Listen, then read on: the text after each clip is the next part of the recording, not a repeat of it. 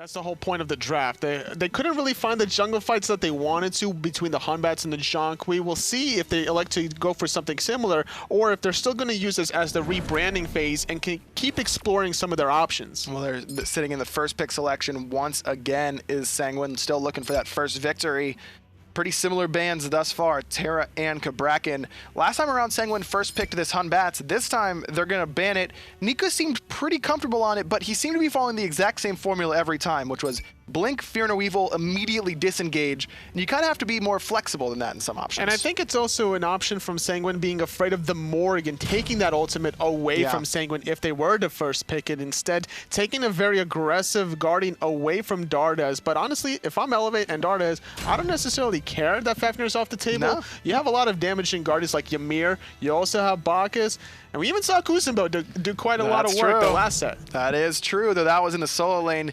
Ymir and Skadi locked in here for Elevate, not wanting to give MikeTheMagikarp a god that overall, I mean, he did get sold in the lane, but he looked pretty comfortable on that god, I would say. Afterwards, once the jungle fights happened, he was very comfortable in terms of waiting to use that permafrost at the prime opportunity. They found multiple picks onto no numbers as he had to get out of position unless he wanted to use that ultimate to escape, which sometimes he should have, but either way, he definitely been showing a great improvement with the Skadi. Ares locked in here. Dardez loves this god, and I love it into this draft hole. You've got 3 members of Sanguine who all are greatly affected by that cripple from the chain.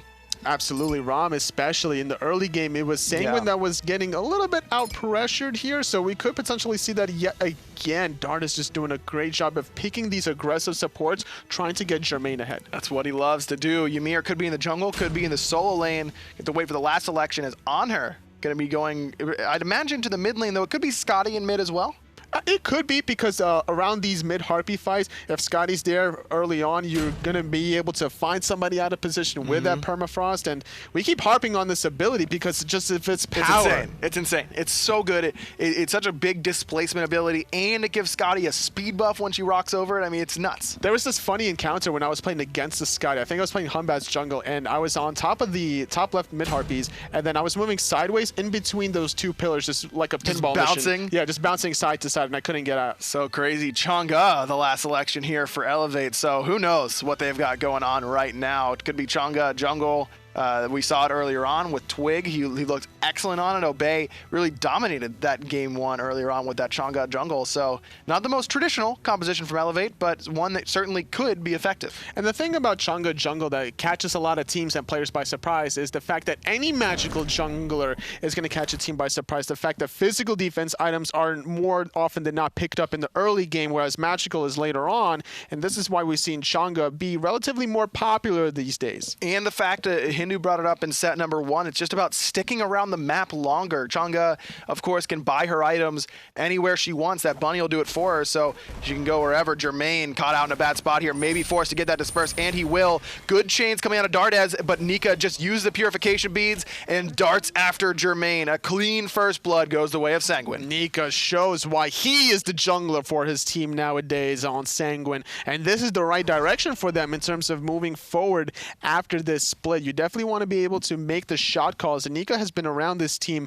longer than most. And this is really bad for Jermain, because not only does he get first blooded, but he also got that jump. So once he gets back into lane, he's going to have a hard time clearing. Doesn't have that impale up against a lane that really should be out clearing him anyways. So Dardez and Jermain definitely going to have to take a little bit of a back seat in terms of pressure, at least early on in this lane. In the duo lane, Dardez does have his chain, so he could look to potentially outpoke MikeTheMagikarp, but like you mentioned, there is no clear potential, so Sanguine can start snowballing this and start to look to rotate, and that's exactly what DeathPanter is doing without any hesitation, leading the path for his Hunter to start these purple buff. I wouldn't be surprised if they stick to it, or taking the safer option just to go for all 4 little ones to hit level 2. Yeah, I think they really could have just committed to 1 buff and stolen that away because of how long it was going to take Jermain and Dardez to clear that buff.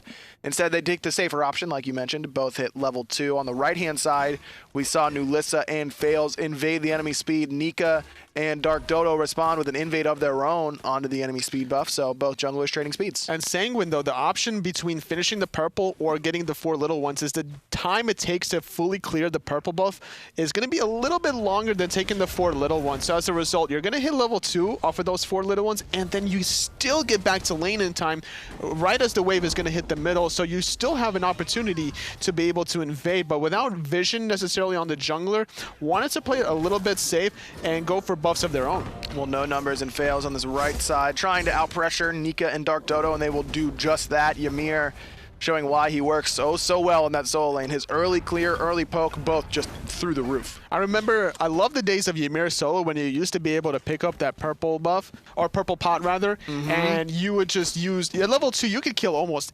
anybody, especially considering you go for those early relics, you go for the curse, the weakening curse, you find a slow, and then nobody can get away from you. But even without those 2 options, Ymir still can control the wave very easily with that glacial strike. Yeah, it's done so early on. No numbers, and DarkDodo gonna box it out. The 2 Guardians over in the solo lane. MikeTheMagikarp gonna eat a chain here from Dardez. DeathPanter turns around to support his hunter, but Jermain's jumping in, but he doesn't know Nika's there waiting for him. Dardez the focus right now. The meditation buys him a little bit of time, but Nika cleans him up. Meanwhile, nulisa and Faeles, they worried about securing those oracles instead of coming to help the team. Jermain trying to run away, but a great hammer out of DeathPanter is gonna secure the death onto the hunter. Stefan picks that one up, and now nulisa's next on the list. Nowhere to go, using that ultimate, trying to get out of danger instead of saving it. Gonna be nulisa, the 3rd victim to fall in very quick, rapid succession. Sanguine getting the better end of things here against Elevate. And Elevate's been looking pretty strong in terms of the beginning of the last game, but this time around, it seems that they're more of a momentum team. If they're ahead, they're going to keep getting ahead, but when they're behind, it just seems that it's a never-ending slope. Yeah, Jermain jumping in there, and if it's a 2v2 situation, that probably turns out okay, but it wasn't, and so it didn't. Nika looking for the kill here on the no numbers, who's tossed back, but a well-timed Shards of Ice buys him that CC immunity. It's not going to be enough, though, as Nika picks up his 3rd kill already in this game. 3-0-2 for the new jungler for Sanguine, looking very good on this Ratatoskr. So remember when we talked about the pros of Ymir solo lane? There's also a few cons. The fact that you're very immobile, you don't have many opportunities for escape, and not many opportunities of escape for Jermain, taking a lot of damage, forced to jump away. The snipes are coming up from Mike, finds one, aiming for the 2nd, gonna hit it, and the 3rd is gonna miss, and not gonna able to find the kill, but doesn't matter because Jermain is poked out here, so there's still more pressure and advantage for Sanguine. Though Jermain, I don't think he would have fallen even if that 3rd snipe hit from MikeTheMagikarp. Needed a couple more auto attacks to guarantee that that high skill death, but either way, MikeTheMagikarp sticking around here, as is Jermain, who decided not to back even despite being poked out, had that health pot ticking, and with the support of Dardez, really needs to hit that level 5 mark because MikeTheMagikarp's already level 6. He's already got his boots completed. Jermain just now getting that ultimate ready to go. He's on the net worth bottom end of things, even below his support. Jermain 0-2 currently. Needs to figure out a way to just kind of chill and get some solo farm. I'm surprised that Dardez is actually still sticking around considering they saw MikeTheMagikarp back. And normally when a hunter's behind, you want to allow him to get any solo farm he can. Perfect timing out of DeathPanter. Waits for the support to back and then stops the back of Jermain. Mr. Stefan uses the Sentinel and the I'm a Monster. Just try and get close enough to Jermain, but just doesn't have that movement speed. Mr. Stefan has the Doom Orb, no boots, so he can't catch up to the hunter.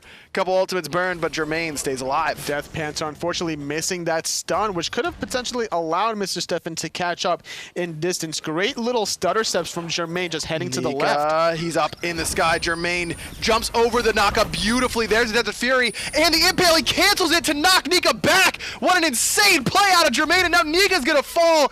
Dardez picks him up, and Faeles is still here boxing. The mechanics coming out of Elevate is nothing to sneeze at, and they're gonna be able to turn this one and continue the pressure a little bit. MikeTheMagikarp getting saved by DeathPanter with that stun. Nice pick onto Nika, stopping his momentum after the first blood and after finding 2 additional kills. Nika has been looking pretty strong here. Looks like he's going to go for the Stone Cutting Sword or the Heartseeker. And that's a lot of gold provided to Dardez for killing Nika there, who was 3-0-2 before that. That's going to catapult Dardez a little bit higher up. In fact, now he's ahead of MikeTheMagikarp in terms of net worth. Just talk about the presence of mind to cancel out the ultimate to knock Nika back. That was nuts. He just needed the CC immunity ult for just a second to prevent the Acorns from stunning him out, keeping him in place of the tower because his beads was not available at the time. And then, boom, knocking him back like you mentioned, making sure he wasn't going to take any additional damage from the second ability of the Ratatoskr. This is why Jermain has been classified as one of the best hunters out of Europe. Oh, without a doubt. In terms of mechanics, I don't know if there's anyone better than Jermain.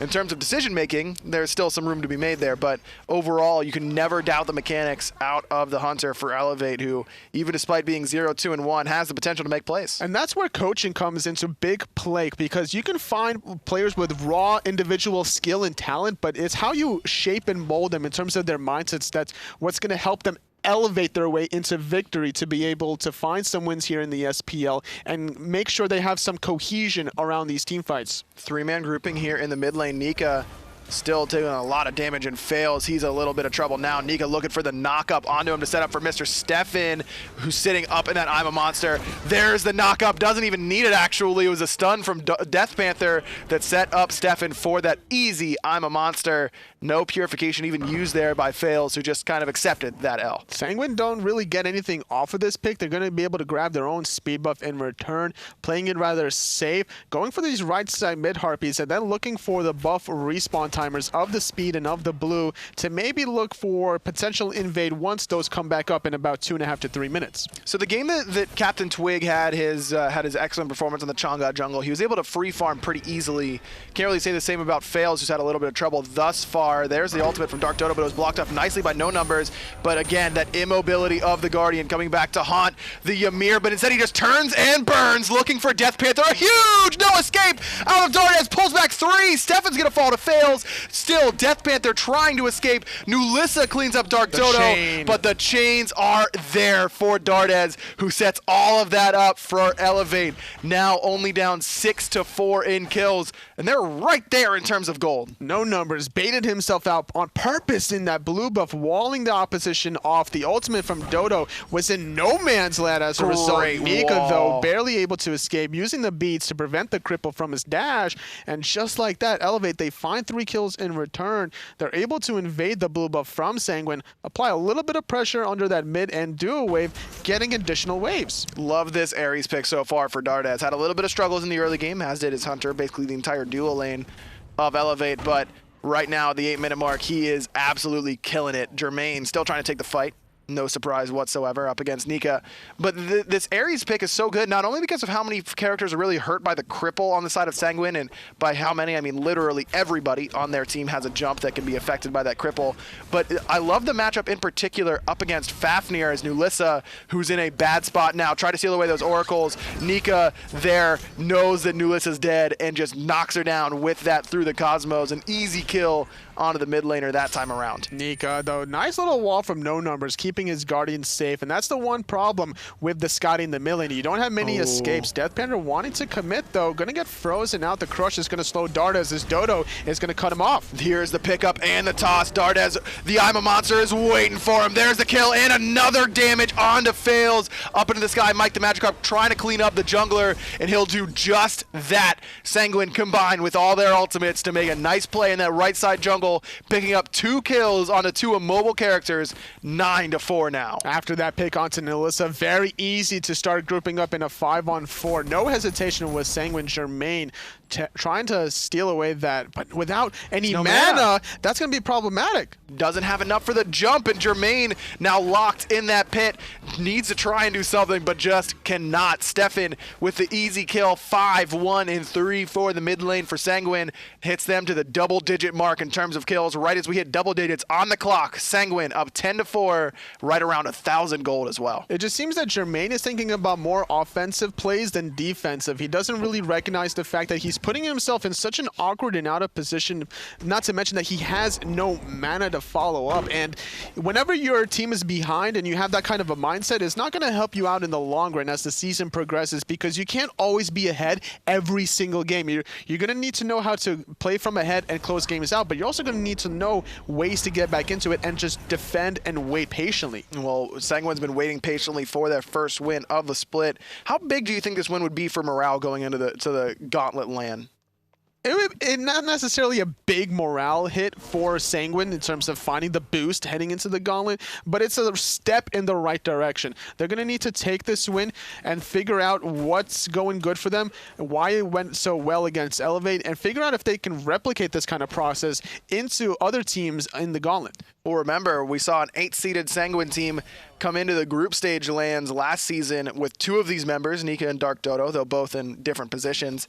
And they surprised everybody and qualified to go to Super Regionals, so maybe another 8-seeded Sanguine team can do the same at the Gauntlet land. Regardless, they've got to worry about what's in front of them, and no numbers. He's actually behind them. There's the freeze, gets the purification from 2 members there. 1 teleport for 2 purification beads. That's a good trade for Elevate. No problem at all. Jermain's ultimate was expended, but either way, that's still a huge win for Elevate. Now this Scylla and Rama is going to be probably the point of contention if you're on the side of Elevate trying to dive that backline, especially considering MikeTheMagikarp. He can't roll behind the Ymir wall. He's going to have to use that ultimate if he gets caught in that trap. A lot of characters have to worry about that Ymir wall, specifically Nika and MikeTheMagikarp. There's the Blink Freeze who hits 4 members of Elevate, or of Sanguine, as Elevate starts immediately off with a great engagement. Jermain cleans up MikeTheMagikarp. The wall wasn't there from no numbers. The dog from nulisa still chasing down DeathPanter, but that Fire Breath going to be able to knock down those HP points pretty easily.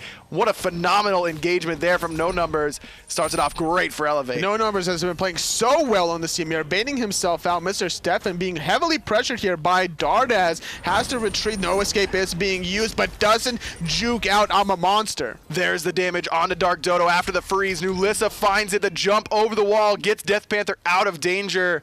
So 2 for 1 in favor of Elevate. But I love that play from Mr. Sanguine, from Mr. Sanguine, Mr. Stefan. Though right now you can call him Mr. Sanguine. He's 6-1-3, second on the player damage charts. Waits until Dardez commits with the no escape, knowing that that severely cuts down his mobility, and then guarantees the hit from I'm a Monster. And Dardez almost juked that out too by going to the right, but committed back towards the center. And just like that, finding the reset, Mr. Stefan was able to escape with his life. But either way, Dardez was just doing that as a tactical bait and a delay, as the rest of his team was able to secure that Gold Fury. And this is looking very good here for Sanguine to be able to kind of still keep the game relatively even despite losing that Gold Fury. Well, regardless, they're still up in kills by a pretty significant margin, up by 5 kills right now, 11-6. Sanguine sitting in a pretty good spot, though like you mentioned, Gold Fury did go the way of Elevate, who continue to really gain their leads in this entire set based around objectives. Game 1, it was 2 Gold Furies and a Fire Giant that really made the difference for Elevate. This time around, that Gold Fury helping him out. Stefan, no purification beads, sliding around on the ice and never gets unfrozen. nulisa cleans up for her 3rd kill. Just smacked by that Ymir Ice Club. Great play yet again by No Numbers, taking advantage of those without the purification beads. 4 seconds remain on Mr. Stefan's beads, and he's definitely wishing that that was up and available. Elevate still finding the picks, keeping themselves still relatively even in this game, also shutting down Mr. Stefan in the mid lane. And despite being 6-2-3, it's actually nulisa that's been heavily ahead of him in terms of the experience department, 2-level lead. And as well as Faeles, who's also up in levels now, despite Nika having a phenomenal start to this game. He's still 4-1-7, but just hasn't found the farm around the map. Really, no one from Sanguine has.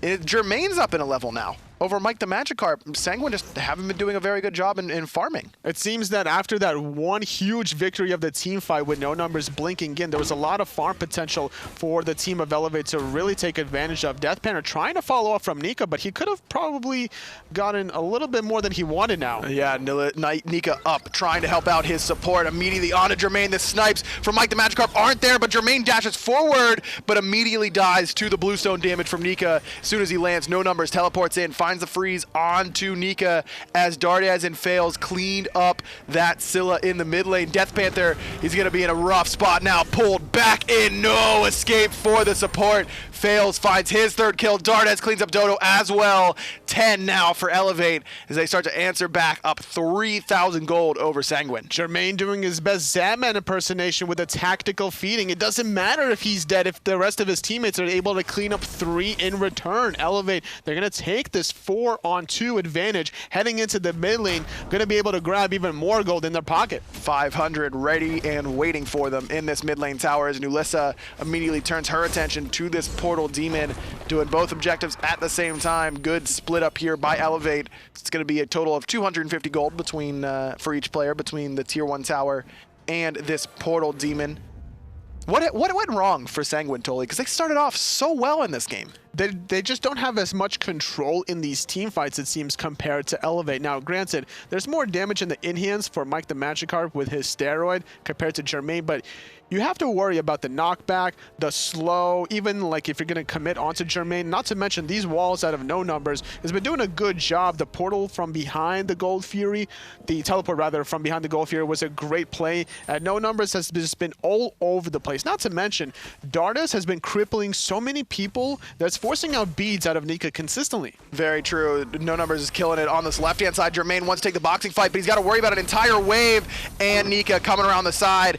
Aegis saves him from a little bit of that damage. Meditation from Dardez is good as well, and no number shows up. There's the impale, there's the freeze. Nika 1 HP, Jermain somehow still alive as well until DeathDodo stomps him down with that hook and slam. Dardez cleans up MikeTheMagikarp for the 1-to-1. Nika escaped through the cosmos back to his jungle, but no numbers and Dardez, they still want to fight. 2 Guardians versus 2 Guardians is going to be favoring Elevate here a little bit more because these are the 2 Guardians that do more damage. Ymir ultimate coming out as well. DeathPanter doing a good job timing his own ultimate, but finding the no escape. DeathPanter, get back in here. Nowhere to go.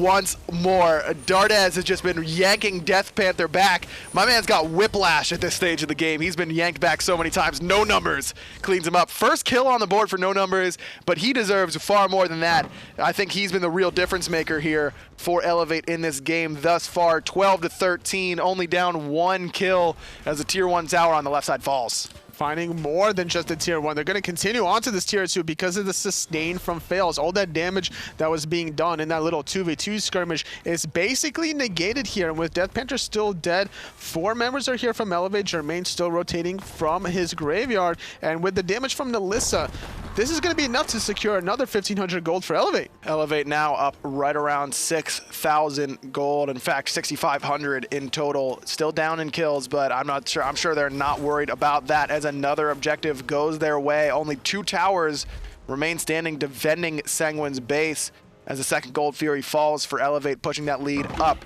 right around 8,000. Having 2 hunters for Elevate, favoring them in terms of the objective control in the mid game, being able to really burst it down. The Portal Demon or the Gold Fury, doesn't matter which one. This is a level 17 Skadi that has the physical power, has the penetration between the Brawler Speedstick and the Crusher now, and with the Chaldeer being able to tank for a little bit while, it makes it so much safer for Elevate to go for these objectives. And they've gotten those objectives very, very easily. That's been the real difference maker here in game number 2 as it was in game number 1. DeathDodo going to eat some chains from Dardez, right around a third of his HP in total. Dardez really doing some damage, and this time around, Toli, he can build damage with still building defense, and that's the ideal situation for Dardez, I think. He wants to go for some of these aura items, which is why he went for Thieves, why he went for Sovereignty. I'm surprised he didn't go for the Void Stone right off the bat. Probably going to be his next item after he sells either Watcher's Gift or Mark of the Vanguard, trying to continue working with that passive. Every single aura item that gets complete, he gets that 40 additional magical power, and that's going to be really helpful for Elevate. So he doesn't need to build that Spear of Desolation that he built in game number 1. Although he still can. Still can. He could still he very well could. Items. Nika up it through the cosmos. There's the blink engage from Dardez. Gets only 1 this time around. Jermain, the focus by MikeTheMagikarp, knocks him down to about half HP with those snipes. But it's Sanguine who's on the run. No numbers. Can't quite find the kill with that Shards of Ice. The slow's good on DeathPanter, and a nice ultimate out of Faeles, followed up by a great freeze. nulisa finally knocks down the support. MikeTheMagikarp, see you later. No numbers with the kill. Elevate 2 for 0. Forcing so many beads earlier on, Elevate taking advantage of the no escape blink from Dardez, forcing out not only the beads from these players, but also the ultimates afterwards. The Amma Monster was used earlier than wanted, so was the ultimate from MikeTheMagikarp. Elevate doing a great job, and then continuing the pressure forward, using the cripple from Dardez, finding another kill onto MikeTheMagikarp, and now on a 5-on-3 advantage, secure themselves the first Phoenix of the game. No problems for Elevate right now. Left side Phoenix, the focus. Again, they've got the 2 hunters that make it so easy to knock down these objectives, but they don't have any minions, and remember, Kaldir does no longer remove those backdoor protections from the tower, just like every other pet, so Elevate instead decide to back it up. On the left-hand side, though, so Fire Giant is a little bit farther away, and with every member of Sanguine respawning, a little bit riskier to go for, but with Elevate's lead, they could certainly do so. Definitely could look for the left side Phoenix if they wanted to, but it's all about a patient and waiting game. They're up 10,000 gold, but it's not all the gold spent. They have a lot of gold in hand here. They only have about 4 items complete. You're looking more about the 5 to 5.5 items up until you really start taking the Phoenixes without the minion waves. Because like you mentioned, without that backdoor protection, it takes so much longer,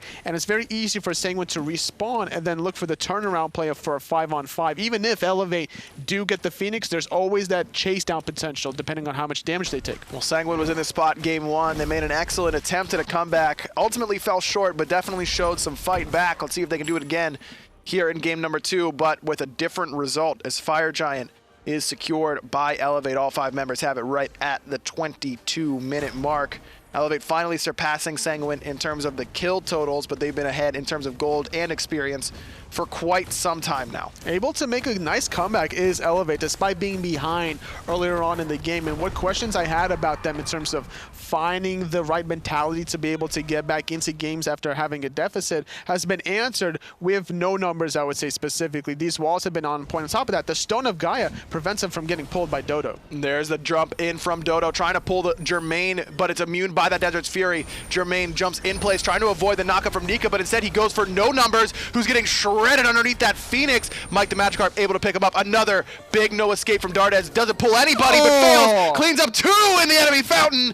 Double kill for the jungle Chang'e. Right side Phoenix falls. Dardez in trouble, but fails to the rescue. DarkDodo is able to knock down the support, but fails is still full HP. Chasing down MikeTheMagikarp. DarkDodo falls to Jermain. 4 dead now for Sanguine, and Elevate look to take the 2-0 victory. What a dive by Faeles. D aside for Elevate. They're able to secure themselves 2 more games here in this set, getting themselves 3 more points, and yet again, just showing off a little bit. Jermain using that Aegis. They got the game in the bag, and now they got 3 more points in the bag as well. Excellent comeback there from Elevate, and I think you called it correctly there, Tolly, the tactical feed from Jermain. That's right. He knew he was going to get first blood at level 1. He knew he was going to die to Nika. He didn't care at all. No problems whatsoever. Elevate, they had it all the way. Right, analysts?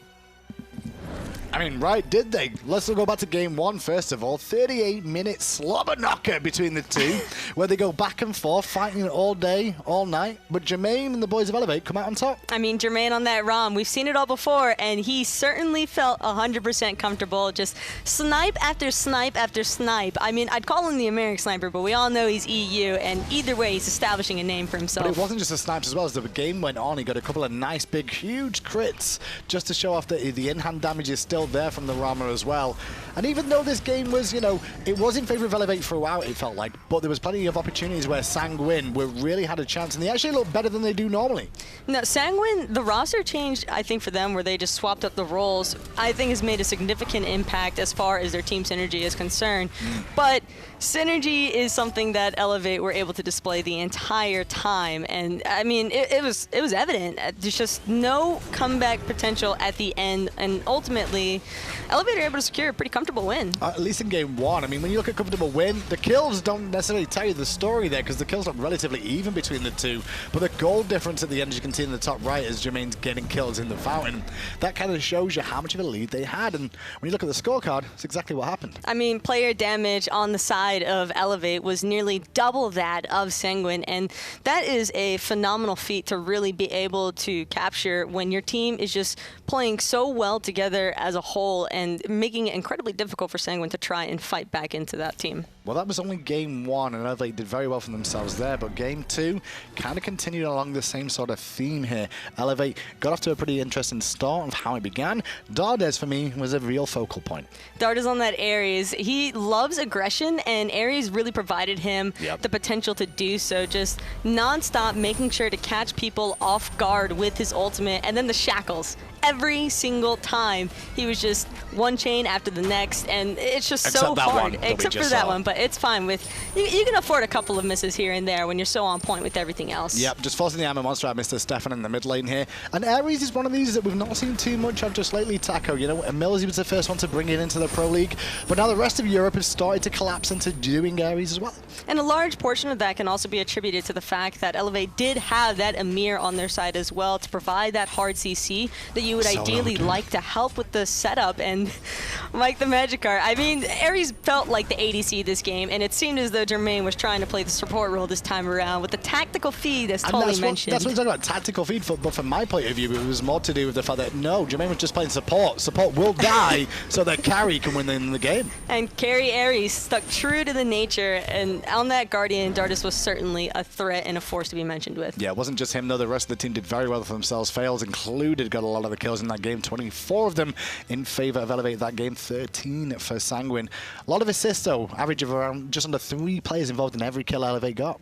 And again, if you take a look at that player damage, this time exactly double that of what Sanguine was able to put out. It's just so much pressure from Elevate, and while Sanguine did have some shining moments, overall, it's just, you can tell the Elevate's here to play. But that close